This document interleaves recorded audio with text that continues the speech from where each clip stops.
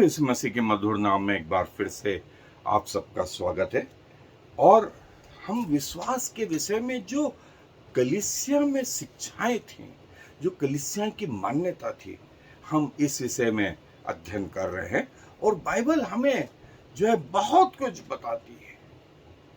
और एक और महत्वपूर्ण विषय जो है, चैप्टर जो है इब्रानियों की पत्री का 11वां अध्याय और उसकी पहली आयत में ऐसा लिखा हुआ है, अब विश्वास आशा की हुई वस्तुओं का निश्चय और अनदेखी वस्तुओं का प्रमाण है। आशा की हुई वस्तुओं का निश्चय और अनदेखी वस्तुओं का प्रमाण है। जैसे मैंने आपसे कहा कि एक जीवन हमें मिलेगा। जैसे मैं डॉक्टरी के क्षेत्र में, ऑपरेशन के क्षेत्र में और हार्ट सर्जरी के और कैंसर सर्जरी में विशेष करके रहा, तो कई बार लोग जो है ऑपरेशन थिएटर में हार्ट सर्जरी के पहले ये स्मरण करते हैं कि क्या मालूम जिंदा भी निकलेंगे कि नहीं निकलेंगे। साफ साफ साफ साफ। और वो जो है जब वो अंदर आते हम उसे धाड़स बनाते, और जब वो उसकी आंखें बाद में खुलती और वो देखता, बस साहब इतना भरोसा था, ये विश्वास था कि जीवन मिलेगा। और हम लोग जीवन मिलने का ये गारंटी नहीं कि अब मरेगा नहीं। ये हो गया कि अब जैसे हार्ट अटैक के बाद में बाईपास सर्जरी हुई, तो अगले 5 से 10 साल, 15 साल, 20 साल और भगवान ने आपके जीवन में इतने वर्ष और जोड़ दिए हैं। अब आगे का जो जीवन है वो जीना है, ये दवाइयां लेनी है, ये इस रीति से जीना है, ये चीज करना है, ये चीज नहीं करना है। डू एंड डोंट्स, ये वाला जो है हिस्सा है। और देखें यहाँ 2 चीज विश्वास की जो है वो ये आशा की हुई वस्तुओं का निश्चय है। आशा की हुई वस्तुओं का, अब ये कि मुझे भगवान ने 5 साल और दे दिए हैं इन डॉक्टरों की सहायता से, 10 साल दे दिए, 15 साल दे दिए, 20 साल दे दिए, ये निश्चय अनदेखी वस्तुओं का प्रमाण है। पर जब आंख खुली तो क्या हुआ? बिल्कुल सही साहब, बिल्कुल सही साहब। सो प्रभु हमसे ये चाहता है कि हम अनदेखी वस्तुओं का प्रमाण, अनदेखी आज क्या है? स्वर्गीय जीवन। स्वर्गीय जीवन अभी हमने देखा नहीं है, ये उसका क्या है? प्रमाण है।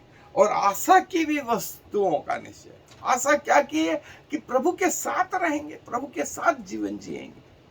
और ये 1 दिन 2 दिन का नहीं, हमेशा हमेशा का होगा। ये आशा की हुई वस्तुएं, इनका निश्चय और अनदेखी वस्तुओं का प्रमाण है। और बाइबल इस विषय में और बहुत कुछ कहती है। सो आए मेरे साथ बाइबल अध्ययन पे चले। सो दोस्तों, ये आशा की हुई वस्तुओं का निश्चय और अनदेखी वस्तुओं का प्रमाण है। जिस चीज को भी हमने देखा नहीं है उसके बारे में जो है ये कंफर्मेशन है। जैसे मैंने आपको बताया कि हम श्वास में ऑक्सीजन ले रहे हैं। ये ऑक्सीजन किसने आपको बोल दी कि ऑक्सीजन दिख रही है? लेकिन लेबोरेटरी में टेस्ट करने पे मालूम पड़ा है कि ये ऑक्सीजन ही है और उसके ये टेस्ट है, ये कोई दूसरी गैस नहीं है। फिर हमारे मुंह से जो साउंड चला वो आपके कानों तक पहुंचा, ये तरंगे जो हैं ये वायुमंडल में चलती हैं। सो क्या तरंगे दिखी? नहीं दिखी, लेकिन आपने माना कि हाँ लेबोरेटरी में ये प्रूव हुआ। और आज के जमाने में हम सबको मालूम है एक महत्वपूर्ण टेस्ट जो है वो अल्ट्रासोनोग्राफी, साउंड की वेव चलती है, उसको हम क्या बना रहे हैं, इमेज बना करके देख रहे हैं। एमआरआई जो है वो हर व्यक्ति में जो है वो चुंबकत्व का गुण होता है, हर टिश्यू में होता है, हर कोशिका में होता है, अलग अलग टाइप का। वो अलग अलग टाइप का जो है हमको अलग अलग इमेज बना के दिखाता है, हमको मालूम पड़ जाता है। सो दोस्तों, कितने मरीज जाकर के ये प्रिंसिपल सीखते हैं, कितनी दवाइयां असरकारक है ये देखते हैं, लेकिन नहीं, ये उनको मालूम है ये सत्य बात है। बस यही चीज बाइबल हमें अनंत जीवन के विषय में बताती है कि जो है जिस वस्तु की हमने आशा करी गई उसका कंफर्म है, उसका निश्चय है और अनदेखी वस्तुओं का प्रमाण है। अनदेखी वस्तुओं का प्रमाण है। जरूरी नहीं कि आपको ये चीजें दिख रही हैं, ऑक्सीजन आपको दिख नहीं रही है, आपकी सांस बंद नहीं हो गई, चाहे आपको समझ में आए या ना आए, आपको साउंड की बात समझ में आए या नहीं आए, साउंड तो सुनाई दे रहा है, आपकी जांचें हो रही हैं, आपको चाहे इसका ज्ञान हो या नहीं हो, दवाइयां काम कर रही हैं, चाहे आपको दवाई की ABCD भी नहीं मालूम, वो हो रहा है, काम हो रहा है। आशा की हुई वस्तुओं का निश्चय, आपको मालूम है यदि मैं दवाई ले लूंगा तो जीवन पाऊंगा, और बगैर किसी सवाल के आप वो दवाइयां शुरू कर देते हैं और परिणाम क्या होता है, आपको जीवन मिलता है जिसकी आपने आशा करी थी, जिसकी आपने आशा। और जब जीवन मिला तो आपने ये नहीं पूछा इसमें क्या था, कैसे काम करा, ये तो नहीं हो गया, वो तो नहीं हो गया, कुछ नहीं। उन्होंने बोला बिल्कुल अच्छा हूं, बिल्कुल जो है आशा की हुई वस्तुओं का निश्चय और अनदेखी वस्तुओं का प्रमाण है। और जो है ये जो है इब्रानियों का पहला अध्याय 11वां अध्याय पहले आए। इसके अलावा जो है अब्राहम ने जो परमेश्वर पर विश्वास किया, जब परमेश्वर ने कहा कि मैं तेरी संतान को आकाश के तारागणों के समान कर दूंगा और पृथ्वी की ये बालू के समान कर दूंगा, जो तारागण को गिन सकेगा वो तेरे बच्चों को गिन सकेगा, जो इस बालू को गिन सकेगा वो तेरे बच्चों को गिन सकेगा। उस समय अब्राहम के पास कोई संतान नहीं, लेकिन अब्राहम ने इस बात को विश्वास किया कि हाँ, जो मुझसे बोल रहा है वो राजाओं का राजा है, वो प्रभुओं का प्रभु है, वो डॉक्टरों का डॉक्टर है, वो 100% सही बोल रहा है। और जब उसने विश्वास किया तो प्रभु ने इस बात को जो है धार्मिकता दी, उस बात को जो है धार्मिकता दी। और देखिए याकूब की पत्री में एक बहुत अच्छी बात कही गई, क्या तुझे विश्वास है कि परमेश्वर है? दुष्ट आत्माओं को, शैतान को, शैतानी ताकतों को भी विश्वास है कि परमेश्वर है, लेकिन वो जो है दुष्ट आत्मा दुष्ट क्यों है? उनके कामों से। शैतान क्यों है? उनके कामों से। जो है वैसे ही यदि आपके कार्य जो है इस विश्वास के साथ नहीं मेल खाते तो आप भी एक दुष्ट व्यक्ति हो सकते हैं। और यही बात याकूब अपनी पत्री में बोलता है। वो बोलता है कि दुष्टात्मा भी विश्वास करती है। तुझे विश्वास है, उन्हें भी विश्वास है, लेकिन कहां फर्क आया है? फर्क आया है कार्यों में। कार्यों में। सो जो है फिलिपियों के पत्री, दूसरा थिस्सलुनीकियों, और वहां ये कि जो आपका मैं अक्सर ऐसा बोलता हूं कि यदि आपका ब्रेन सही है, आपका दिमाग सही है, आपके विचार सही है, तो आपके हृदय में भी सही बात उत्पन्न होती है, सही बात उत्पन्न होती है, और आपके कार्य प्रणाली में भी, आपके पेरीफेरी में भी, आपके उंगलियों में, आपके हाथों में, आपके पांवों में वो सही ढंग दिखाई देगा। लेकिन यदि ब्रेन खराब है, ब्रेन खराब है तो दिल खराब है, और दिल खराब है तो हाथ और पांव में, विचारों में सब जगह बुराइयां नजर आने लगती है। सो अंग्रेजी में मैं ऐसा बोलता हूं, corrupt mind doing the having the corrupt soul, doing the corrupt things, but correct mind, having the correct soul, doing the correct thing. So, दोस्तों, ये बाइबल की शिक्षा है, ये बाइबल की शिक्षा है। वो गिरासेनों में जब प्रभु आए तो वो व्यक्ति जो दुष्ट आत्मा से भरा हुआ था, प्रभु को देख करके दौड़ लगाई, और क्या कहा उसने, तू जीवते परमेश्वर का पुत्र प्रभु यीशु मसीह है। तू जीवते परमेश्वर का पुत्र प्रभु यीशु मसीह है। तू मुझे समय से पहले क्यों कष्ट देने आ गया।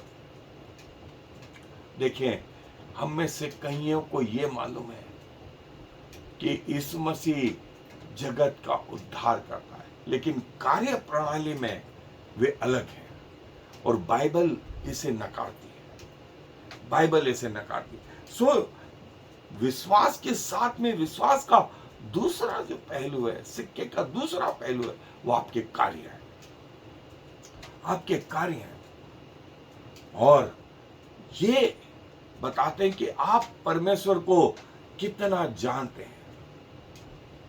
और वो ये कि हम बोल कुछ और रहे, लेकिन हम में व्यवस्था कुछ अलग दिखाई दे रही है।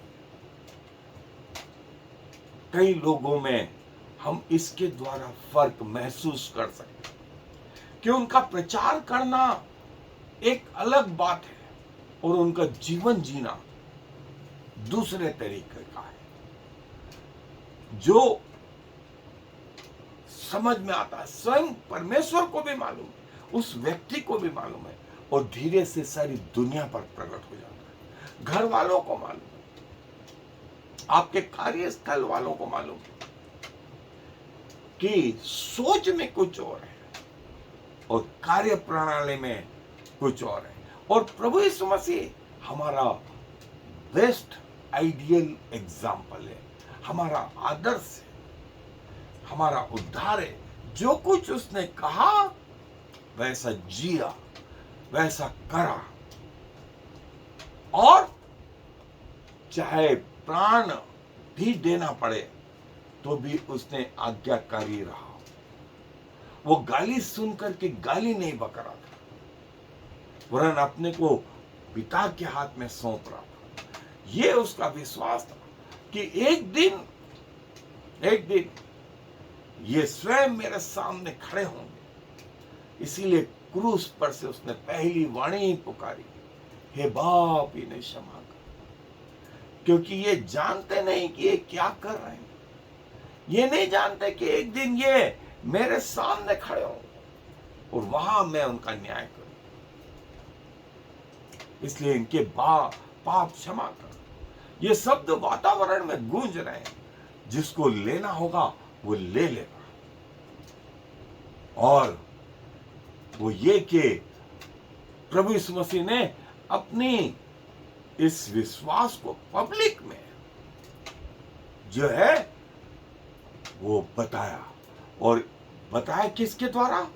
उस बपतिस्मे के द्वारा, उस बपतिस्मे के द्वारा। इसीलिए प्रभु ने वो शिक्षा भी दी, जो विश्वास करेगा और विश्वास अंदरूनी रीति से, उसका प्रगटीकरण बपतिस्मे के द्वारा। रिजल्ट क्या हुआ? उद्धार, अनंत जीवन, पाप क्षमा। और दोस्तों, इससे बढ़कर के आपको और क्या चाहिए? जो कुछ आपके जीवन में परिवर्तित हुआ है, उसको आपने किसके द्वारा एक्सटर्नल परिवर्तन, एक्सटर्नल रीति से बताया है, बाहरी रीति से बताया? बपतिस्मे के द्वारा। बपतिस्मे के द्वारा आपने इस बात की घोषणा करी है कि मैंने विश्वास किया है, मैंने अनंत जीवन पाया है, मेरे पाप क्षमा हुए हैं और मैं प्रभु के नाम से अब तैयार हूं, मरने को तैयार हूं। और प्रभु ये चाहता था कि हम विश्वास के द्वारा चले, देखने के द्वारा नहीं। जैसा दूसरा कुरिन्थियों 5वां अध्याय 7वें आयत में पौलुस बोलता है कि बाहरी रीति से जो चलना चाहिए वैसा ही जैसा हमारा आंतरिक परिवर्तन हुआ। ऐसा नहीं होना चाहिए कि बाहरी रीति से कुछ और अंदरूनी रीति से कुछ और। ये बात परमेश्वर जानता है और अंत के दिनों में परमेश्वर जो है इसका प्रतिफल देगा। इसलिए हमें ईमानदार किसके सामने रहना है? क्या लोगों के सामने? क्या संस्था के सामने? क्या चर्च के सामने? हमारी हर बात को, हमारे एक एक सेकंड को प्रभु जानता है और अंत के दिनों में प्रभु इन सबको प्रकट कर देगा। और जैसा हमने देखा कि याकूब की पत्री में कि बिना कार्य के विश्वास व्यर्थ है, बिना कार्य के विश्वास व्यर्थ है। हमारा जो अंदरूनी चेंज हुआ है वो हमारे जो है इस कार्य प्रणाली में दिखना चाहिए, डे टू डे लाइफ में ये दिखना चाहिए। अन्यथा अंत के दिनों में प्रभु जो है वो हमें जो है कंडम कर दे। और प्रभु बोलते हैं बिना विश्वास के पिता को प्रसन्न करना अनोना है। बिना विश्वास के पिता को प्रसन्न करना अनोना है, क्योंकि हमारा प्रभु राजाओं का राजा, प्रभुओं का प्रभु, वो सब जानता है, वो सब जानता है। हमारे मुंह में शब्द नहीं आने पाते कि वो पढ़ लेता कि हमारे मन में क्या विचार उत्पन्न होते।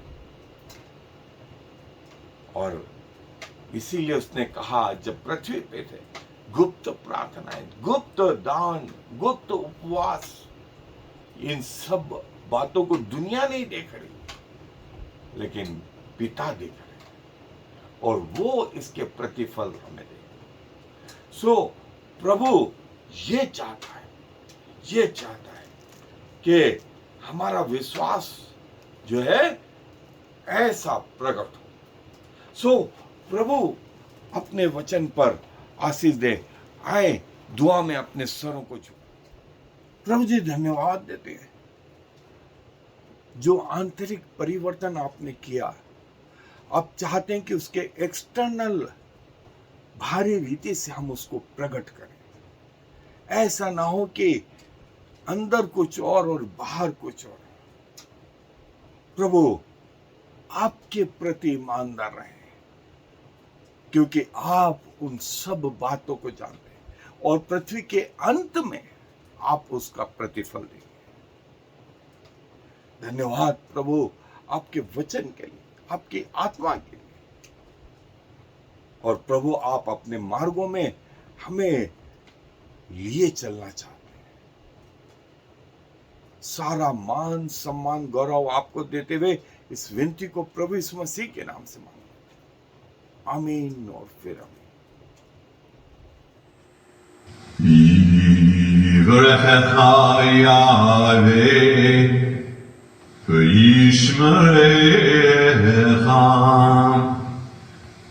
Ya'er Yahweh Yichunecha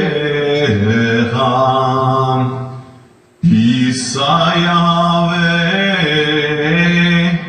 Panav Alecha V'yasem Lecha Shalom. May the Lord bless you and protect you. May the Lord smile on you and be gracious to you. May the Lord show you his favor and give you his peace.